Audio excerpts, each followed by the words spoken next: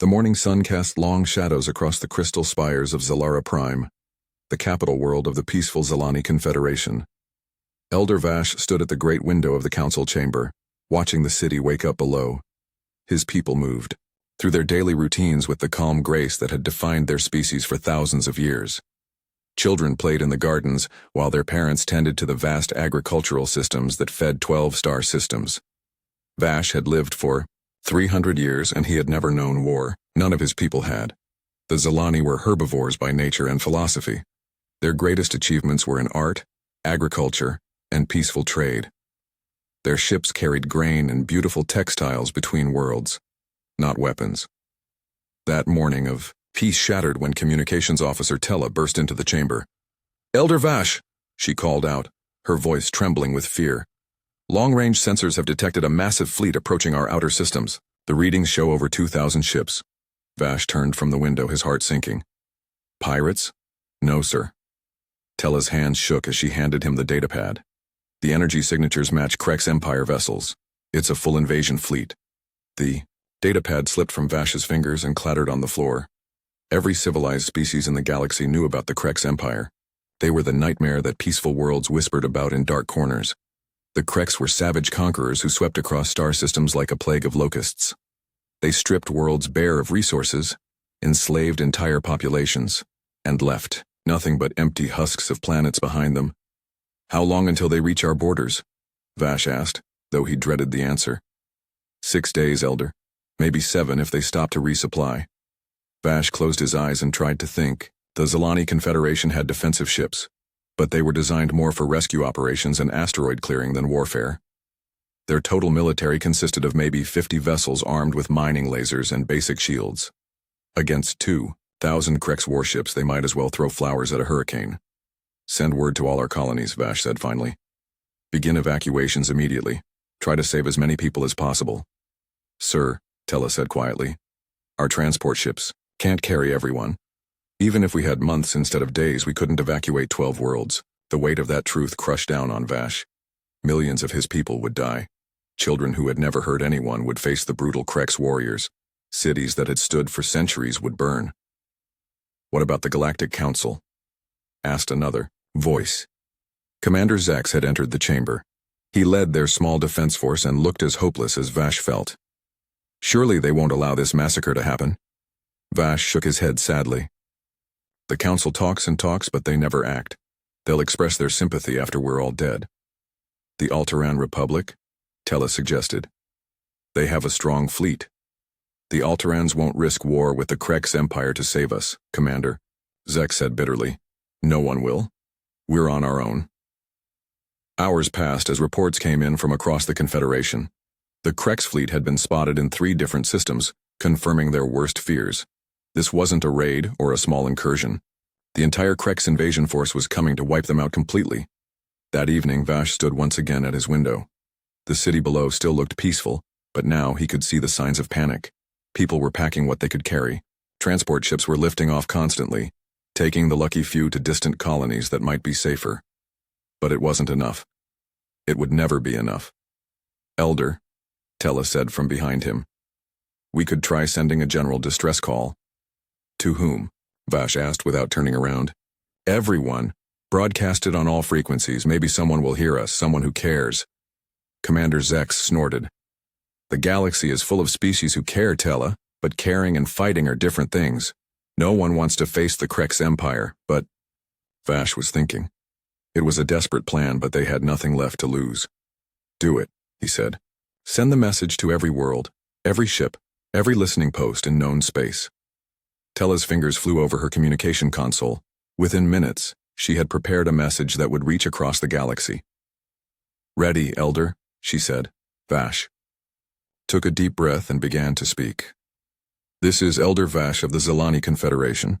To any who can hear this message, we are a peaceful people facing complete destruction. The Krek's Empire has sent a massive fleet to invade our worlds. We have no way to defend ourselves. Our people have never known war, and we have no weapons that can stop what is coming."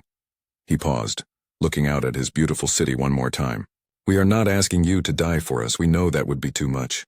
But if there is anyone out there who can help us, who has the power to stand against the Kreks, we offer everything we have. Our technology, our trade routes, our agricultural worlds, our art, our knowledge, everything. We just want our people to live. The message went out across the stars, racing at light speed to every corner of known space. For hours there was no response. Then the first replies began coming in. The Alteran Republic sent their sympathy but explained they couldn't risk their own people. The Centauri Federation offered to take refugees but said their fleet was too small to fight. The Crystalline Collective wished them well, but remained neutral. Each rejection felt like another nail in their coffin. By the next morning, they had received dozens of responses, all sympathetic, all useless. Then something different came through. The signal was weak, coming from the edge of known space. The translator systems struggled with the alien language at first. Message incoming from unknown species, Tella reported, frowning at her instruments. The signal is coming from a system called Sol? I've never heard of it. The translation finally cleared up, and a voice spoke in simple, direct words that somehow carried more weight than all the flowery diplomatic responses they had received. Zilani Confederation, this is Earth, we hear you. Help is coming. The message was short and to the point. No grand promises, no conditions, no demands for payment. Just a simple statement that help was on the way. Earth? Commander Zek said, checking his star charts. I've never heard of this world. How far away are they? According to the signal origin, about 2 weeks travel time, Tella replied. 2 weeks? But the Krex will be here in 6 days. Vash stared at the communication console.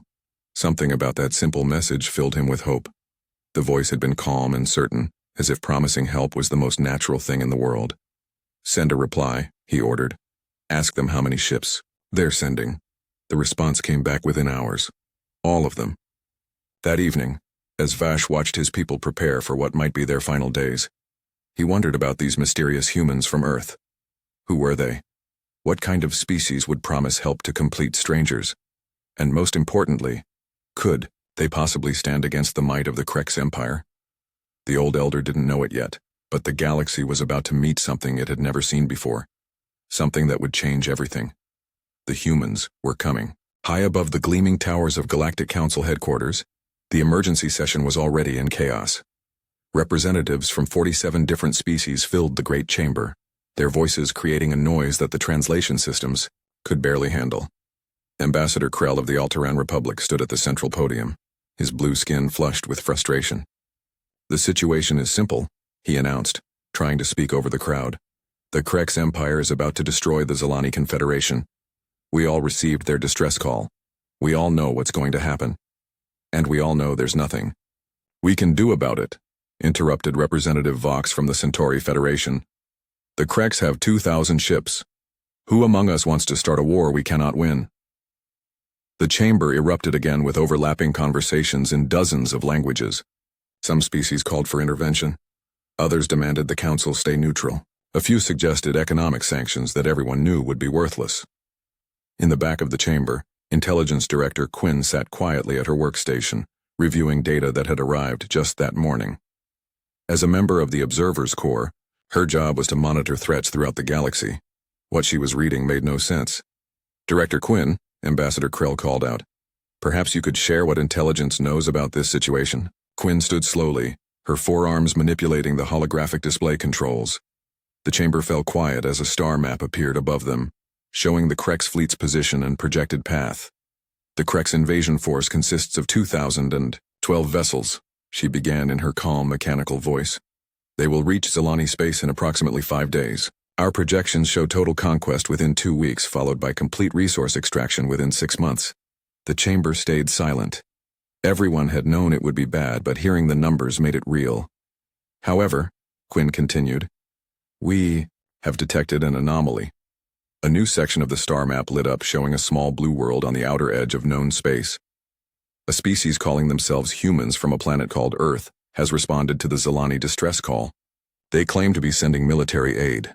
Several representatives actually laughed. Ambassador Krell looked confused. Earth? I've never heard of this world. Are they a council member? No, Quinn replied. In fact, we have very little information about them. They appear to be a young species that only achieved faster-than-light travel approximately 300 years ago. Their technology seems adequate, but not exceptional. How many ships are they sending? Asked Representative Vox. Quinn paused, checking her data again. According to our intelligence, they appear to be sending their entire fleet. Approximately 200 vessels. The laughter was louder this time. Ambassador Krell shook his head, sadly. 200 ships against 2,000?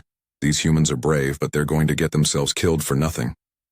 Perhaps we should warn them, suggested someone from the back.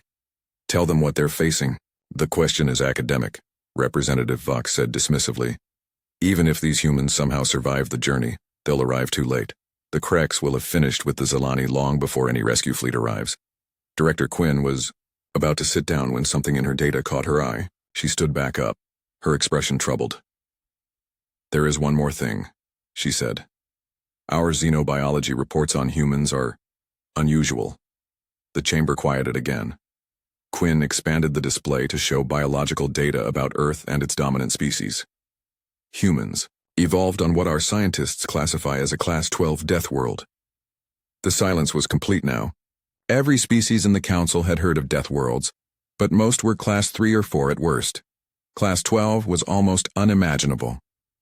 Their planet experiences regular climate catastrophes, toxic atmosphere in many regions, massive predators, and extreme weather that would kill most of us within hours. The gravity is nearly twice what most species consider comfortable. Ambassador Krell leaned forward.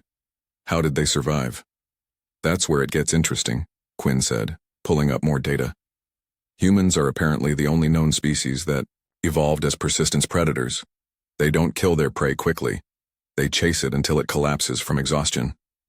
The display showed a human hunter running across vast plains, following an animal many times larger than itself. Hour after hour, day after day, never stopping, never giving up, until the prey finally fell. Furthermore, Quinn continued, their planet originally contained numerous species that were larger, stronger, and more dangerous than humans. Archaeological evidence suggests humans systematically hunted most of their world's apex predators to extinction. For food? Asked Representative Vox. Some for food, others apparently for sport, territory, or simply because they were dangerous. Quinn's voice carried a note of disbelief. They seemed to be the first known species to actively hunt things that were better at hunting than they were. The chamber was very quiet now. Several representatives were looking at their own data, trying to verify what they were hearing. Ambassador Krell cleared his throat. Even so, Director, there's still only 200 ships against 2,000, and they're not even close enough to help. Actually, Quinn said, consulting her readouts, that brings up another anomaly. According to our tracking, the human fleet is moving much faster than their technology should allow. They seem to have modified their ships for maximum speed at the cost of everything else. What do you mean? Their vessels appear to have minimal armor, basic life support, and weapon systems that are primitive by our standards. But they're moving at nearly twice the speed we thought possible for ships of their technological level. Director Quinn closed her display and sat down. The humans will arrive in Zilani space approximately 12 hours before the Kreks fleet does. The chamber erupted again, but this time the conversations were different. Instead of dismissing the humans, representatives were trying to understand what kind of species would strip their ships down to bare essentials just to arrive in time for a hopeless fight. Meanwhile, in another part of the galaxy, Kreks fleet, Admiral Torren stood on the bridge of his flagship, the Bone Crusher. Around him, his officers prepared for what should be a simple conquest. The Zilani had no real military, and their worlds were rich with resources that the Empire needed. Admiral, his intelligence officer reported, we're detecting some unusual signals from the target systems. Unusual how? It appears another species has responded to the Zilani distress call. A small fleet is approaching from an unknown system. Admiral Torren smiled, showing his sharp teeth. How small? Approximately 200 ships, sir. The smile grew wider. Perfect, we'll destroy these fools along with the Zilani. It will send a message to the rest of the galaxy about what happens to those who interfere with the Kreks Empire. Yes, sir. Should we adjust our battle plans? Admiral Torren laughed, a harsh sound that made his officers wince. For 200 ships? Against the might of the Kreks Empire? No, Commander. We'll crush them so completely that their homeworld will surrender before we even arrive there. He had no idea that at that very moment, Admiral Sarah Chen of the Earth Defense Force was reviewing the same tactical data on her own flagship. Her staff had just finished calculating the odds. We're outnumbered 10-1, Admiral, her tactical officer reported. Is that all? Chen replied, not looking up from her battle plans. I was hoping for a real challenge. Her officers had learned not to question their admiral's confidence. They had seen what humans could do when someone threatened their friends. The Kreks were about to learn the same lesson. The stage was set. In just a few days, two very different philosophies of war would meet in the darkness between stars. One side brought overwhelming numbers and centuries of conquest. The other brought something the galaxy had never seen before. They brought humanity. The first human ships dropped out of faster-than-light travel at the edge of Zilani space, like ghosts materializing from the void. Elder Vash stood in his command center, watching the long-range sensors as dozens, then hundreds of contacts appeared on the screens. They actually came, Communications Officer Tella whispered, her voice filled with wonder. Commander Zex was studying the sensor readings with a frown. These ships are strange. Look at these energy signatures. They're running with minimal power, minimal shields. It's like they stripped everything out except engines and life support. Maybe they're just being cautious, Tella suggested. Before anyone could answer, a new voice crackled over the communication system. It was calm, professional, and somehow carried an edge of steel that made everyone in the room stand a little straighter. Zilani Command. This is Admiral Sarah Chen of the Earth Defense Force. We're here to help. Elder Vash stepped forward, his hands shaking slightly as he activated the transmitter. Admiral Chen, this is Elder Vash. We cannot express our gratitude. But I must warn you, the Kreks fleet is massive. They have over 2,000 ships. We know, came the simple reply. How long until they arrive? Commander Zex checked his instruments. Approximately 18 hours, Admiral. Good. That gives us time to get ready. Elder Vash, we need you to move all your civilian ships away from the combat zone. This is going to get messy. Over the next several hours, Vash watched in fascination as the human fleet organized itself. Unlike other military formations he had seen, the humans seemed to operate with a casual efficiency that spoke of long experience. Ships moved into position without lengthy communications. Orders were given and followed immediately. But what struck him most was how different the human vessels looked. Most galactic warships were massive, heavily armored fortresses designed to pound enemies from long range. The human ships were sleek, fast, and seemed almost fragile by comparison. Admiral, Commander Zex called out, I don't understand your formation. Your ships are spread out across the entire system. Shouldn't you concentrate your firepower? Admiral, Chen's voice carried a hint of amusement. Commander, you're thinking like prey. We don't hide behind armor and wait for the enemy to come to us. We hunt. Before anyone could ask what that meant, the first Krek ships began arriving. The Krek's fleet dropped out of faster-than-light travel in a massive formation that blotted out the stars. Admiral Torrens stood on his bridge, admiring the sight of his overwhelming force. 2,000 ships of the line, each one capable of reducing a planet to rubble. Admiral, his sensor officer reported, we're detecting the alien fleet. They're spread throughout the system. Numbers? Approximately 200 ships as expected. But sir, their formation makes no sense. They're not concentrated for defense. They're scattered like they're running away. Admiral Torrens' smile was savage. Perfect. We'll pick them off one by one. Signal the fleet to advance. Show these fools what happens when they challenge the Kreks Empire. The massive Kreks formation began moving forward, confident in their overwhelming superiority. That confidence lasted exactly 17 minutes. The first human attack came from 3 different directions at once. 20 small human vessels screamed in at impossible speeds, their weapons blazing. But instead of trying to stand and fight, they struck fast and hard, then vanished back into the darkness before the Kreks could respond. What was that?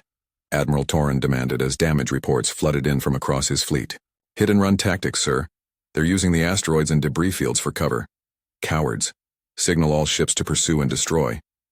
But as soon as the Kreks fleet began to spread out in pursuit, more human ships struck from different angles. Then more. The humans seemed to be everywhere at once, appearing just long enough to unleash devastating attacks before disappearing again. On Zalara Prime, Elder Vash watched the battle with growing amazement. The human ships moved like nothing he had ever seen. They didn't fight like civilized species, with organized formations and predictable tactics. They fought like wild animals, using every trick, every advantage, every piece of cover they could find. How are they doing this? Commander Zex asked in wonder. The Kreks should be overwhelming them with sheer numbers. Look at the movement patterns, Tella said, her fingers dancing over her instruments. The humans aren't trying to hold territory or protect fixed positions. They're treating the entire star system like a hunting ground. Admiral Chen's voice came over the communication channel again, but now she was speaking to her own ships. The Zilani could hear everything. Alpha Squadron. The enemy is clustering around their command ships. Hit their flanks and force them to spread out. Bravo Squadron, target their supply vessels. Charlie Squadron, I want you to ram that dreadnought that's trying to bombard the planet. Elder Vash felt his blood run cold. Ram it. Did she just order her people to crash their ships? Charlie Squadron, acknowledging. Came a calm voice over the channel. It's been an honor, Admiral. Vash watched in horror and fascination as 5 human ships accelerated directly toward a massive Krex dreadnought. The alien vessel's weapons blazed, destroying 3 of the attackers immediately. But the remaining 2 ships slammed into the dreadnought's hull at full speed. The explosion lit up the entire system. My God, Commander Zex whispered. They're using their own ships as weapons. But the humans weren't done. As the Krex fleet reeled from the suicide attack, more human vessels appeared from the outer system. These ships were different, larger, more heavily armed and moving with deadly purpose. Admiral Chen's voice cut through the chaos of battle. All vessels, this is Admiral Chen. The enemy is confused and scattered. Time for Phase 2. Show them what happens when someone threatens our friends. What happened next would be talked about in military academies for centuries to come. The human fleet didn't just attack the Krex, they systematically dismantled them. Ships that had seemed fragile and underarmed suddenly revealed hidden weapon systems. Vessels that had appeared to be running away turned out to be setting up perfect ambushes.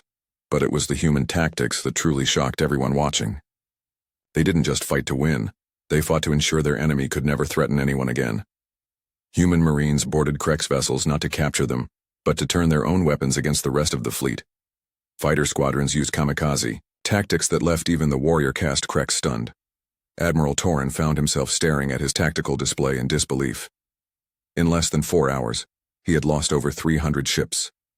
The humans had lost maybe 50, and most of those had been deliberate sacrifices to achieve tactical advantages. What are these creatures? He demanded of his intelligence officer.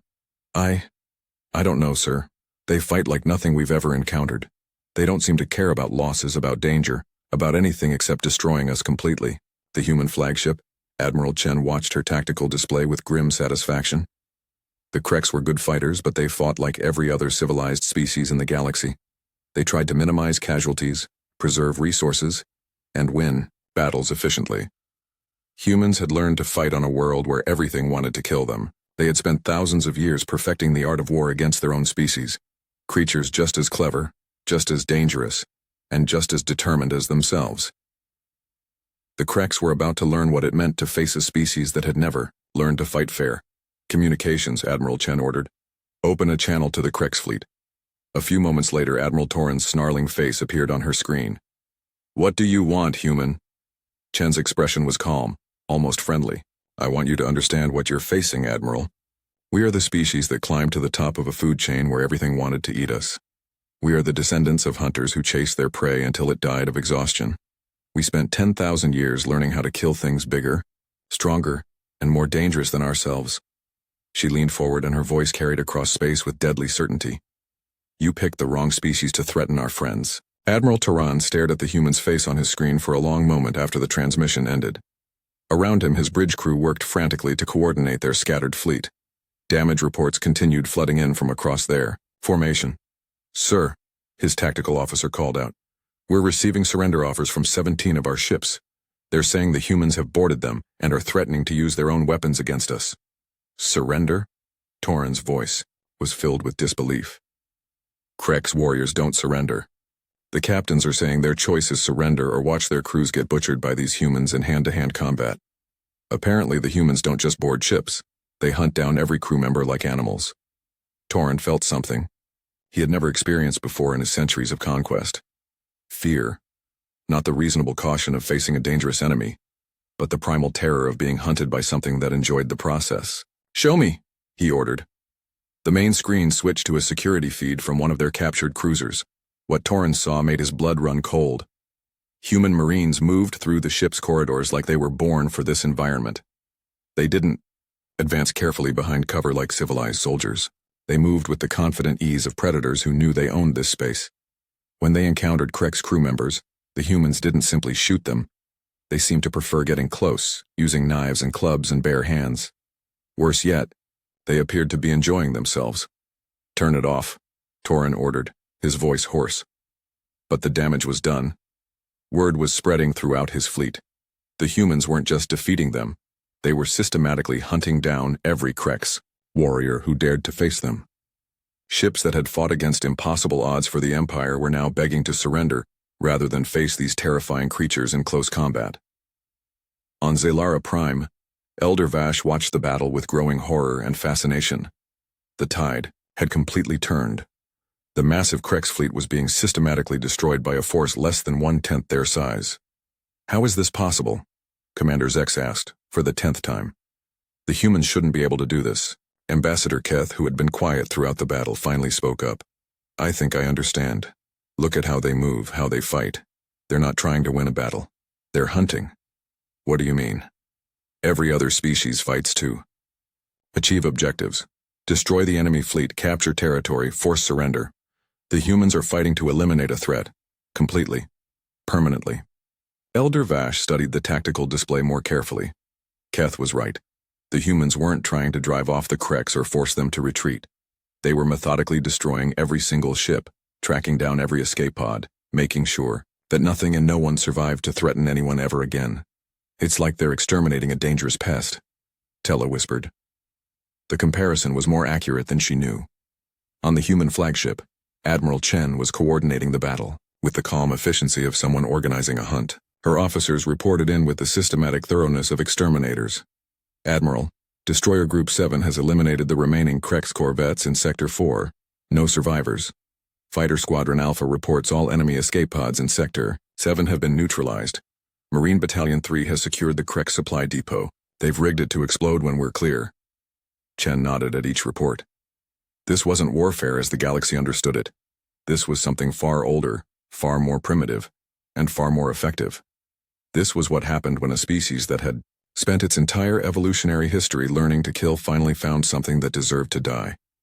The breakthrough came when Captain Rodriguez of the human ship, Relentless, managed to capture Admiral Torin's flagship.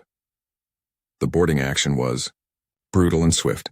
Human Marines swarmed through the Krek's vessel like antibodies attacking an infection. Admiral Torin found himself backed into his own command center, watching his elite guards fall one by one to these impossible creatures. The humans fought with a combination of high technology and primitive savagery that his warriors couldn't match. When the last of his guards fell, Torin expected to die. Instead, the human Marine commander stepped forward and spoke in perfect Krek's. "Admiral Torin, you're going to do exactly what I tell you. I will never surrender to you monsters." The human smiled, and Torin realized that this creature actually found his defiance amusing. "You don't understand. You're not surrendering. You're going to broadcast a message to every Krek ship in this system. You're going to order them to power down their weapons and prepare to be boarded." "Never!" The Marine gestured to his soldiers who had been setting up some kind of equipment. "Admiral, we've just rigged your ship's self-destruct system to our specifications. In 30 seconds, this vessel is going to explode. You can die here with your pride, or you can save the lives of what's left of your fleet." Torin looked around, at his ruined command center, at his dead officers, at the humans who had turned his mighty flagship into a tomb. Through the viewports, he could see the burning wrecks of hundreds of his ships. "Why?" he asked. "Why are you doing this?" The human Marine's expression didn't change. "Because you threatened our friends, that was a mistake." The message that Admiral Torin broadcast 20 seconds later would echo across the galaxy for generations. The mighty Krek's empire, conquerors of 17 sectors, were formally surrendering to a species they had never heard of before that morning. But the humans weren't done. Even after the surrender, their ships continued hunting down every Krek's vessel that tried to escape. They tracked down supply ships, communication relays, and scout vessels with the methodical thoroughness of exterminators clearing out an infestation. By the time the battle was over, the Krek's invasion fleet had been completely destroyed. Of the 2,000 ships that had arrived to conquer the Zilani Confederation, exactly 0 returned home. The few hundred survivors were prisoners aboard human vessels, heading for Earth to face whatever justice humans dispense to those who threatened their friends. The news spread across subspace networks faster than light itself. Within hours, every species in the galaxy knew that the humans had done the impossible. They had defeated the Krex Empire not through superior technology or overwhelming numbers, but through sheer, terrifying effectiveness. On the bridge of his burning flagship, Admiral Torrens sat in his restraints and stared at the human marine who had captured him. "What are you?" he asked. The marine considered the question seriously. "We're what happens when evolution decides to create a predator that can think," he finally answered. "We're what 10,000 years of warfare against ourselves produces. We're the species that learned to hunt everything on our world, including each other." He gestured toward the wreckage visible through the viewports. "This is what we do to things that threaten our pack." Admiral Torrens closed his eyes and tried to understand what his empire had awakened. These humans weren't just another spacefaring species. They were something unprecedented in galactic history. A race of persistent predators that had turned their hunting instincts toward the protection of others. The Krex Empire had spent centuries conquering peaceful species throughout the galaxy. Now they had finally met something that was better at violence than they were, and unlike the Krex, the humans seemed to genuinely enjoy the hunt. 6 months after the Battle of Zalara Prime, the emergency session of the Galactic Council was very different from the panicked gathering that had met during the crisis.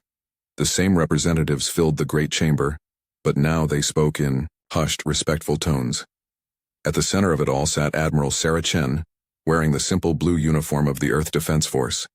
She looked relaxed and comfortable, as if sitting in a room full of alien dignitaries was the most natural thing in the world. Ambassador Krell of the Alteran Republic stood at the podium, looking far less confident than he had 6 months ago. "Admiral Chen," he began carefully, "the Council has asked me to formally thank you for your intervention in the Krex situation." Chen nodded politely. "The Zilani are our friends. We protect our friends." "Yes, about that," Representative Vox interrupted from the Centauri delegation. "The Council needs to understand Earth's intentions going forward. You've demonstrated remarkable military capability. Some of our members are concerned about human expansion." The chamber fell silent.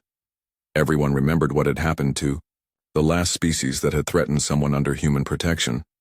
Chen's expression didn't change, but somehow the temperature in the room seemed to drop a few degrees. "Representative Vox, let me be very clear about something. Humans didn't come to the galaxy to conquer anyone. We came because someone asked for help." She stood up, and despite being smaller than most of the beings in the room, she suddenly seemed to dominate the space around her. "But let me also be clear about something else.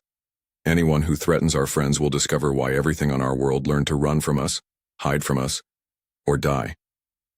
Director Quinn of the Intelligence Corps activated her holographic display. "Perhaps we should review what has happened since the Battle of Zalara Prime." The star map that appeared showed a dramatically changed political landscape. The Zilani Confederation was no longer alone. Dozens of other peaceful species had formally requested human protection. Trade routes that had been closed for centuries due to pirate activity were now safe and flourishing under the watchful eyes of human patrol fleets. "The Terran Protection Compact now includes 47 member species," Quinn reported.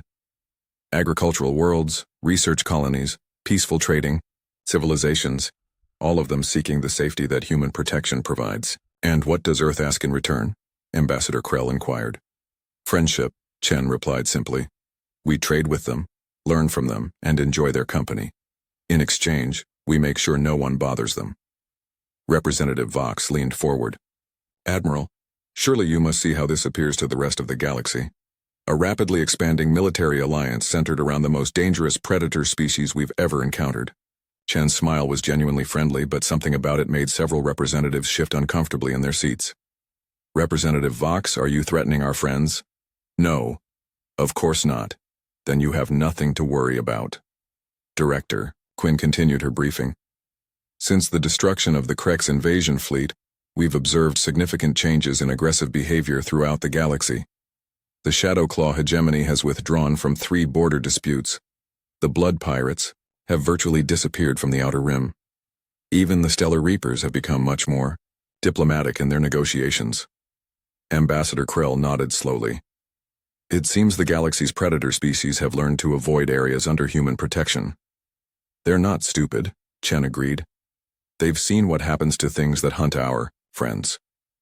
The holographic display shifted to show patrol reports from across human-protected space. Where once there had been constant raids, piracy, and aggressive expansion, now there was peace. Not the peace of the weak hiding from the strong, but the peace that comes when the strongest predators in the area are on your side. Elder Vash of the Zilani Confederation requested permission to speak. He had been invited as an observer representing all the species under human protection. Honored council members, he began, his voice carrying across the chamber. 6 months ago, my people faced extinction. Today, our children play in gardens that span 12 worlds. Our trade ships carry goods to places we never dreamed we could reach safely. He turned to look directly at Admiral Chen. The humans didn't just save us from the Kreks. They gave us something we had never had before. The freedom to be peaceful in a violent galaxy. But at what cost? Representative Vox demanded. The humans have destroyed entire fleets, wiped out criminal organizations, and turned the Outer Rim into a hunting ground. Where does it end? Chen's expression grew serious. It ends when there's no one left who thinks they can prey on innocent people. We're not interested in conquest, Representative. We're interested in making sure farmers can tend their crops without worrying about raiders. We want researchers to explore the galaxy without fear of slavers. We want children to grow up safe. She paused, looking around the chamber at all the different species represented there. Earth has learned something that apparently the rest of the galaxy hasn't figured out yet. The universe is a big, dangerous place full of things that want to hurt you. The only way peaceful people survive is if someone scarier than the monsters is willing to protect them. Director Quinn brought up another display, this one showing economic data. The Terran Protection Compact has become the fastest-growing economic zone in galactic history.